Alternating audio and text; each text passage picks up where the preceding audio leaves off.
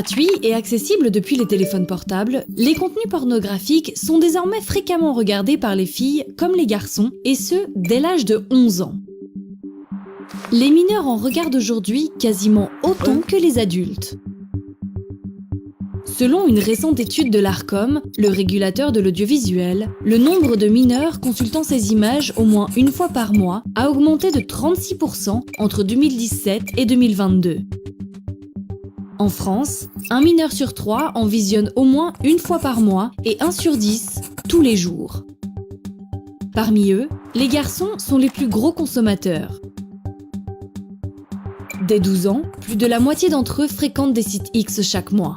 Et à 10-11 ans, ce sont déjà 2 garçons sur 10 qui y passent du temps.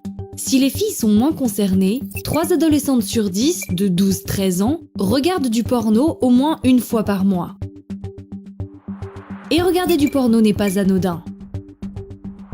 Les films X donnent en effet une image trompeuse de la sexualité. Certaines pratiques apparaissent comme banales, voire obligatoires. Les films montrent aussi des femmes soumises au désir des hommes. Plus grave encore, selon un rapport du Sénat, 90% des scènes comportent de la violence physique ou sexuelle, comme des viols ou de la torture. De même, la durée des rapports sexuels, la mise en scène de corps refaits, de sexe totalement épilé, de pénis démesurés, peuvent complexer les ados. Il semble donc compliqué d'empêcher totalement les adolescents d'être confrontés au porno.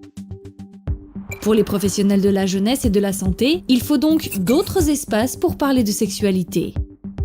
Ils plaident notamment pour la mise en place effective des 3 séances d'éducation sexuelle dans les établissements scolaires prévues par la loi. Pour l'instant, moins de 20% des élèves en bénéficient.